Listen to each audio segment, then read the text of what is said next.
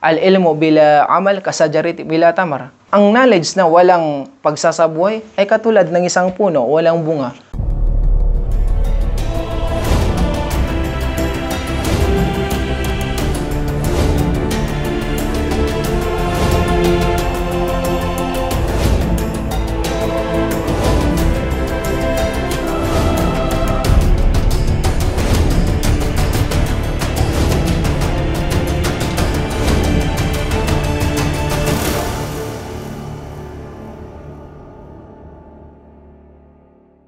أعوذ بالله من الشيطان الرجيم بسم الله الرحمن الرحيم وبه نستعين في أمور الدنيا والدين والعاقبة للمتقين ثم الصلاة والسلام على أشرف الأنبياء والمرسلين حبيب إله العالمين أبو القاسم المصطفى محمد وآل الطاهرين اللهم صل على محمد وآل محمد اللهم أخرجني من ظلمات الوهم واكرمني بنور الفهم اللهم افتح لي أبواب رحمتك وانشر لي خزائن علومك برحمتك يا أرحم الراحمين رب اشرح لي صدري ويسر لي أمري واحلل عقدة من لساني يفقهوا قولي أما بعد السلام عليكم ورحمة الله وبركاته. Alhamdulillah mga kapatid, nandito po tayo sa buwan ng Ramadan kung saan ang pinakamainam sa lahat ng buwan, ang buwan ng magfirah, buwan ng blessings. Lahat po ng mga rewards ay inihanda na po ng Allah subhanahu wa ta'ala sa atin. Nasa sa atin na po kung isasabuhay po natin ang mga kaalaman na natutunan natin. Inshallah po, ngayong pong araw, tatalakayin po natin ang paksa po sa araw na ito tungkol sa kahalagan po ng ilm, ng kaalaman, ng knowledge po. Ang sabi ng Allah subhanahu wa ta'ala sa Quranul Karim, ba'da a'udzu billahi minasyaitonir rajim, fi suratil Az-Zariyat ayat 51. Ang sabi ng Allah subhanahu wa ta'ala, "Qul hal yastawi allazina ya'lamuna wallazina la ya'lamun, innama yatazakkaru ulul albab." Ang sabi po ng Allah subhanahu wa ta'ala, mga kapatid, ipahayag mo, ya Rasulullah, sabihin mo, ano ba? Magkakapareho kaya ang mga sila mayroong kaalaman sa mga tao walang alam? Katotohanan, ang mga sila may katangian o di kaya nagtataglay ng karunungan, ang mga sila'y may kakayahan na magpahiwatig or magbigay ng kaalaman. Sadaqallahu al-aliyul azim. Nandoon po nalaman po natin, inilarawan po ng Allah subhanahu wa ta'ala kung paano po ang hinihingan tulad niya ang mga taong may alam sa mga taong walang alam. So, babanggitin po natin ngayon sa hadith ng Rasulullah, sa mahal nating propeta sallallahu alaihi wasallam.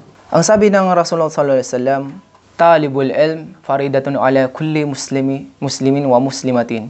Ang sabi ng Rasulullah sallallahu alaihi wasallam, ang pagsik ng knowledge ay say po marapat po o kay dapat po na gawin ng lahat ng mga mapalalaki man or mababae. Dapat po ay magsik po ng knowledge. Pag-aralan po natin. Sa iba pong hadiths, sinabi po, ininsist po, kumbaga malalaman po natin dito, ininsist po ng ating propeta sallallahu alaihi wasallam. Ang sabi niya, utlubul ilma minal mahdi ilal lahad. Ang sabi ng propeta sallallahu alaihi wasallam, kayo ay marapat na magsik ng knowledge mula sa inyong pagkabata hanggang sa kayo ay kamatayan. Bakit po ang pagsik po ng knowledge ay hindi po limitado kung saan iko'y 1 year, 1 month, or ilang years po. Ang pagsik po ng knowledge po ay sa habang buhay po hanggang sa kamatayan mula. Kahit pa sa nandun pa sa loob ng ating libingan, tatanungin po tayo ng mga malaika tungkol sa mga bagay na katulad ng sinong Panginoon, anong relihiyon natin, yung po, hanggang doon po ang ating pagsisik ng knowledge. Dapat po malaman po natin yun. Isa pa, in-emphasize sa atin ng Rasulullah sallallahu alaihi wasallam ang kahalagan ng ilm. Ininsist po sa kanyang ummah. Ang sabi ng Rasulullah sallallahu alaihi wasallam, ang sabi niya, utlubul ilma walau kana bisin.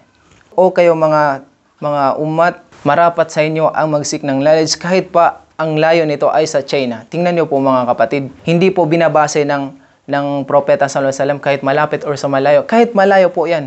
Kahit po malayo ang knowledge na yan, dapat po tayong mag-struggle po natin, isik po natin yan, ang knowledge na yan. Mga kapatid, yung topic po natin, yung paksa po natin ngayon ay kahalagan ng ilm. Ano po ba ang ilm na ito? Yung ilm po, meron pong non-Islamic at saka Islamic. Ang non-Islamic po, katulad ng mga computer engineering, science, agham, nandiyan po ang mathematics, nandiyan po ang information technology, pero yan po ay mga makamundong bagay lamang po. Hindi po yan ang concern natin. Ang concern po natin, yung elm na po, yung may magbe-benefits po sa atin, hindi lang dito sa ating sa buhay sa mundo, kundi sa kabilang buhay. Kung merong pong elm po, knowledge po, merong pong kasalungat po, yung po ang jahil. Kung jahil po, ang ibig sabihin po, yung ito po ay ang katayuan ng isang tao na wala siyang alam. Paano lang po pag wala po tayong alam? Katulad na lang sa kubur, ang hirap po nun pag wala pong tayong alam. Tatanungin tayo, sino po ang Panginoon mo? Mahirap po yun. Tatanungin ka, anong religion mo? Kung wala kang alam, hindi mo pinag-aralan, dito ka pa sa mundo. Ano na lang mangyayari po? Ano na lang nangyayari? Saan na lang po tayo pupulutin kung doon sa kabilang buhay? Which is yung po ang pinaka-point ng ating dito sa mundo, yung kung bakit tayo mag-seek ng knowledge. Ay yung maging safe tayo at saka mapalapit sa Allah subhanahu wa ta'ala. Ano pa? Hindi po lahat ng may takot, hindi po lahat ng may kaalaman ay may takot sa Allah subhanahu wa ta'ala. Pero lahat po ng mga may takot sa Allah subhanahu wa ta'ala, meron po silang kaalaman. Example po, ang mga atheists, ang mga scientists, sila po, mga bright po yan sila, genius po yan sila, matatalino po yan sila. Lahat po ng mga bagay, yung mga iba po, binigyan sila ng kaalaman, pero wala po silang takot sa Allah subhanahu wa ta'ala. Pero lahat po ng mga mu'min, lahat po ng mga alipin ng Allah subhanahu wa ta'ala, ay meron pong ilm, meron pong knowledge. Ang sabi ng Allah subhanahu wa ta'ala sa Quranul Karim, wa a'udzu billahi minash shaitanir rajim. Innama yakhshallah min ibadi al-ulama, innallaha azizul ghafur. Tingnan po natin, inilarawan po ng Allah subhanahu wa ta'ala sa atin kung sino ang mga mayroon takot, yung mga mayroong knowledge. Yung mga may knowledge na ito, sino po sila? Sila po ang mga ulama, yung mga mayroon pong totoong takot sa Allah subhanahu wa ta'ala. Hindi po lahat ng may alam, may knowledge, ay may takot po Allah subhanahu wa ta'ala. Alhamdulillah mga kapatid. Ngayon po, additional po, merong isang sahaba, isinalaysay ni nagangalang Muadz. Ang sabi ni Muadz, tungkol po sa fadilat, sa kahalagan po ng ilm, pagsisik ng knowledge. Ang sabi ni Muadz bin Jabal, ta'allimu al-ilma fa inna ta'allamahu lillahi khasyah. وطلبه عبادة ومذاكرته tasbih والبحث عنه jihad. Ano po ang ibig sabihin niyo mga kapatid? Alhamdulillah po. Ang ibig po sabihin niyo po yun po mga kapatid. Ang sabi ni Muadz, isang sahaba, inilarawan niya, isinalaysay ni Muadz paano kahalagan ng ilmo sa Islam. Ang sabi ni Muadz, marapat sa inyo ang magsik o di kaya hanapin ang karunungan ng ilm. Bakit? Bakit nga ba po? Una po sa lahat, ang pagsik ng knowledge na yan ay itinuturi na takot. Takot. Gaya ng sinabi natin mga kapatid kanina, inna ma yakhshallah min ibadi al-ulama.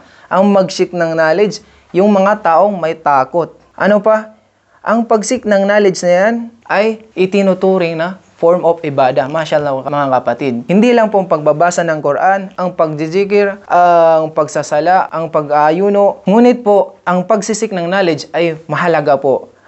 Katumbas din po yun ng pag-ibadah sa Allah subhanahu wa ta'ala. At ang pangatlo mga kapatid, ang pag-study sa kanya ng ilm na yan, tinuturing sa bilang paggunita sa Allah subhanahu wa ta'ala, bilang zikir po, mashallah. Habang ikaw ay nag-study, ang katumbas po noon ay ikaw ay nagzikir sa Allah subhanahu wa ta'ala. At ang panghuli mga kapatid, ang pagsik ng knowledge na yan ay tinuturing bilang isang jihad.